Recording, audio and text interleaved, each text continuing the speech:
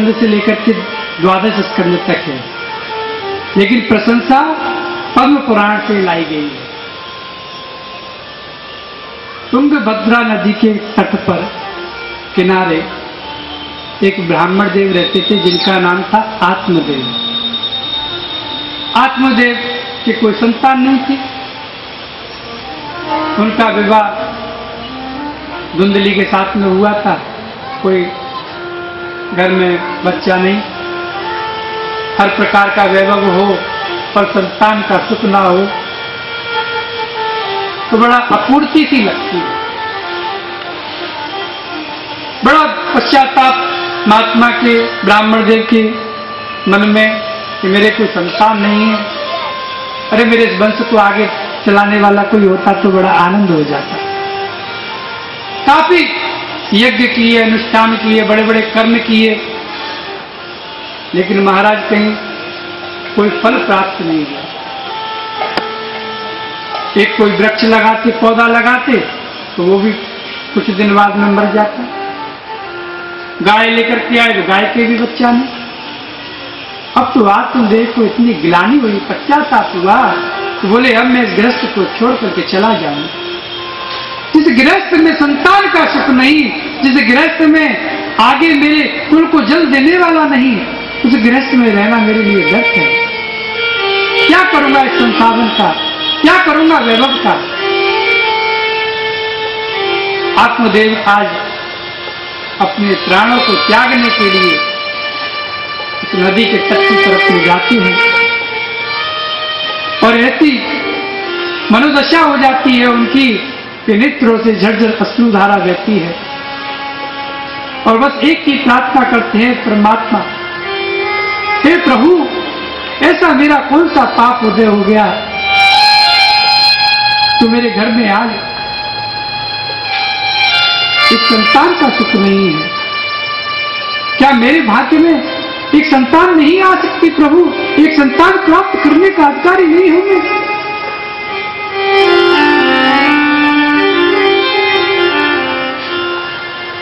आत्मदेव तो बड़ी ज्ञानी हो और नदी के तट पर जाकर के जैसे ही प्राण त्यागने वाले थे कि सामने से एक महात्मा ने देखा, अरे ब्राह्मण देव क्या कर रहे हो ये तुम? महाराज मैं बहुत तंग आ चुका हूं अपने जीवन से, मैं नहीं रहना चाहता इस संसार में, मैं अपने इस जीवन का परित्याग कर देना चाहता हूं। ब्राह्मण देव ने कहा, भाई तुम्हें बताओ तो सही क्या बात है, ऐसा क्या घटित हो गया जो तुम नहीं रहना चाहते? ब्राह्मण देव ने कहा, भगवान कि 3 ऋण से हमेशा हम ऋणी रहते हैं। पहला होता है देव ऋण, दूसरा होता है ऋषि ऋण और तीसरा होता है पितृ ऋण।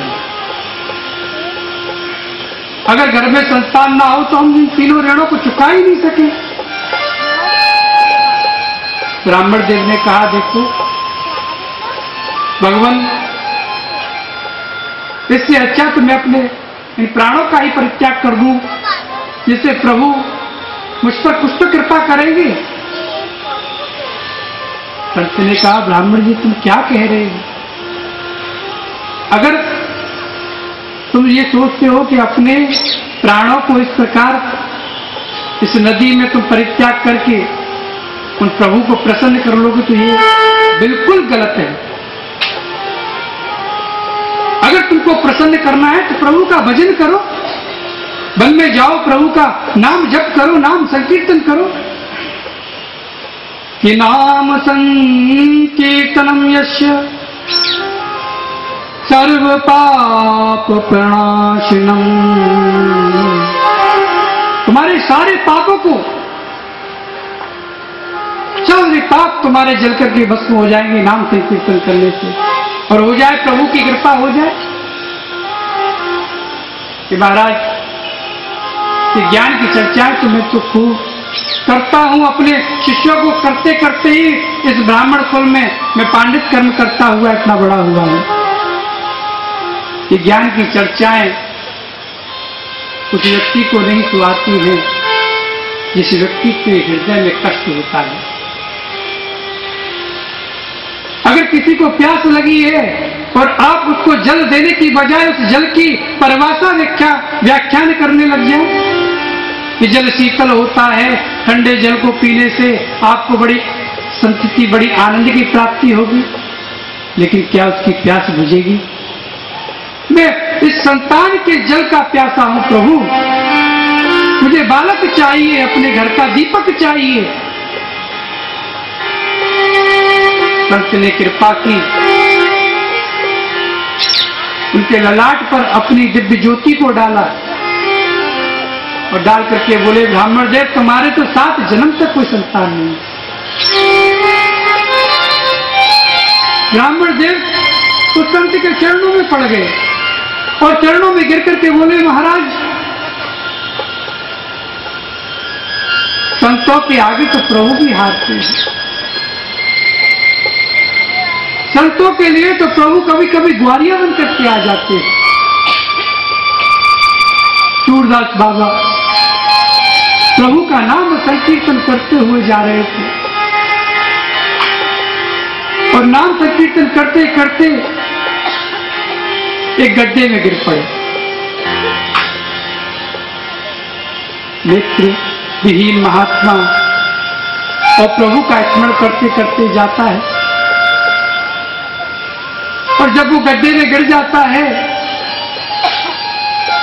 तो वहां भी प्रभु के नाम संकीर्तन में ऐसा अनुमत रहता है कि उस कन्हैया के बाल कृष्णलाल के मनोरम स्वरूप को अपने हृदय में धारण करते हुए श्री कृष्ण शरणम मम, श्री कृष्ण शरणम मम का जाप करते रहते हैं। बाबा को गड्ढे में गिरा देख मेरा गोवर्धनधारी एक बाल रूप में आ गया और बाल रूप धारण करके उन बाबा के पास में हाथ देकर के बोले, बाबा ये मेरा हाथ तो पकड़ तू, मेरा हाथ पकड़ करके या गड्ढे से बाहर आ जा।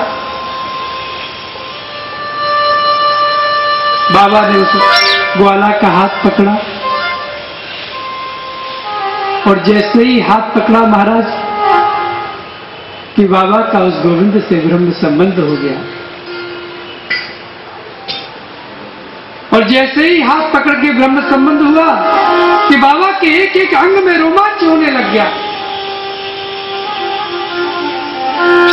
हृदय से ऐसी अश्रुधारा नेत्रों से झरझर झरने लगी।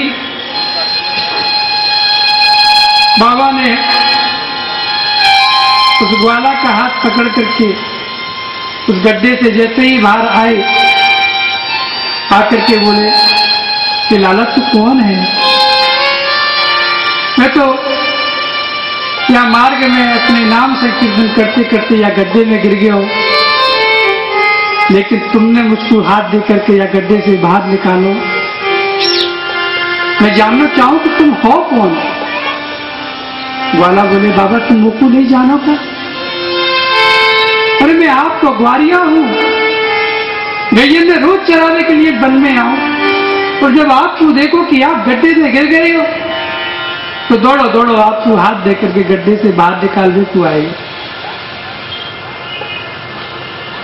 बाबा ने हाथ पकड़ा हुआ है कस के उस ग्वाला का, क्योंकि संत की बाहर की आंखें बंद हैं, अंदर की तो बंद नहीं। उस ग्वाला का हाथ पकड़ के बोले कि देखो लाला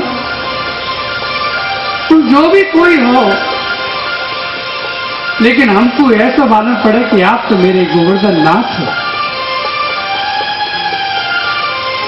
तो ग्वाला बोला, बाबा तुमको तो गोवर्धन नाथ सब में दिखता है, क्योंकि तुम्हारे नेत्रों में तो गोवर्धन नाथ समाये हुए हैं, लेकिन अब तुम मुझको जाने दो। अगर मुझे नहीं छोड़ोगे तो मेरी सारी गायें बाहर आगे निकल जाएंगी और मुझको सारी गायों को हिला देकर के समय तक ले जाना है। बाबा बोले, तू बड़ा नटखट है, तू बड़ा छलिया है कि हाथ छुड़ात जात हो। बाबा बोले ग्वाला से, कि गोवर्धन नाथ तू आज मेरे से हाथ छुड़ा के जा रहा है क्योंकि मैं देख नहीं सकता कि हाथ छुड़ा तू जा तू निवल जान के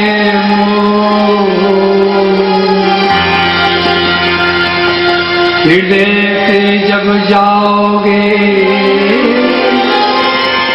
तब जानूंगा तो जब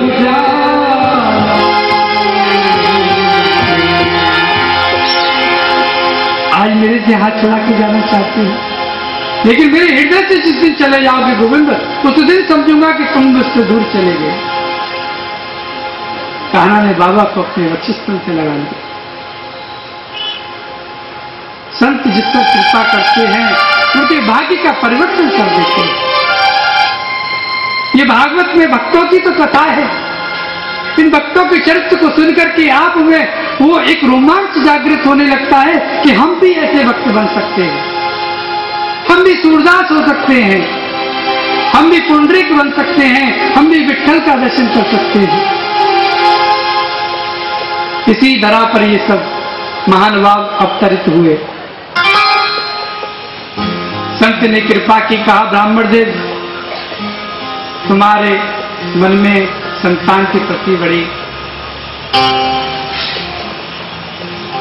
चाहत है, बड़ा इच्छा है संतान का सुख भोगने की, तो तुमको मैं एक फल देता हूं। इस फल को अपनी पत्नी को ले जाकर के खिला देना, और इस फल को जब आपकी पत्नी खाएगी तो नित्य प्रतिदिन भगवत चर्चा सुने, भगवत कीर्तन करे। गर्भिणी स्त्रियों को चाहिए कि हमेशा भगवान की ही चर्चा सुननी चाहिए, भगवान की कथाओं का श्रवण करना चाहिए, भगवान के चलचित्रों को नेत्रों से देखना चाहिए। क्योंकि जब जीव गर्भ में आता है तो आपके ही नेत्रों से देखता है, आपके ही कानों से सुनता है, आपके ही मुख से खाता है। तो अगर आप अपनी सेवा करवाना चाहते हैं तो आप अपने बच्चों को वैसा ही बनाएं जैसा आप चाहती हो। आपके हाथ में है बच्चा को अच्छा बनाना और बुरा बनाना।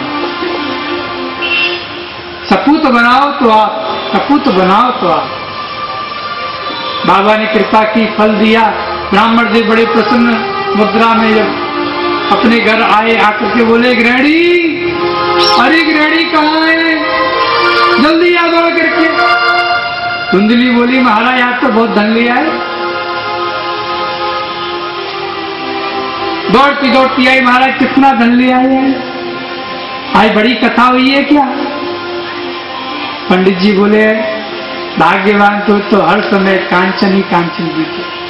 अरे कभी भगवत चर्चा की भी बात किया कर, देख तेरे लिए कितना सुंदर फल लाया हूं, संत ने आशीर्वाद दिया है, इस फल को खा ले, तेरे एक सुंदर सा भगवत पार्षद भक्त पैदा होगा। ब्राह्मण देव ने फल हाथ में दिया। फल खाने के लिए धुंधली अपने अंतःपुर में गई, पड़ोसन को बुलाया, पड़ोसन से कहा देखो हमारे पति देव हमारे लिए फल लाए और कहते हैं इस फल को खा लो तुम्हारे संतान हो जाएगी। तो पड़ोसन की वो बोली अरे बहन कौन फलन से पैदा हुए बच्चा, ये हमने पहली बार सुनी है कोई बात। बच्चा कभी फल खाने से पैदा नहीं होते हैं। धुंधली विचारी है तो बुद्धि, जब बुद्धि आत्मा के साथ में अपना पाणिग्रह नहीं करती है, जब आत्मा की नहीं सुनती है और मन की सुनने लग जाती है, उसके ऊपर में जो मन का विक्षेप आता है वह धुंधकारी का रूप बन के आता है। आत्मा अपना कल्याण कब कर सकती है, जब वह आत्मा अपने सामने में उस फल को खिला देता। संत ने कृपा की, फल आया, लेकिन 7 जन्म तक संतान सुख नहीं था ना। संतान थे, संतान प्राप्त हुई, लेकिन संतान का सुख प्राप्त नहीं हुआ। ब्राह्मण देव से गलती हुई, फल ला करके दिया लेकिन खिलाया नहीं सामने में। अगर सामने में खिला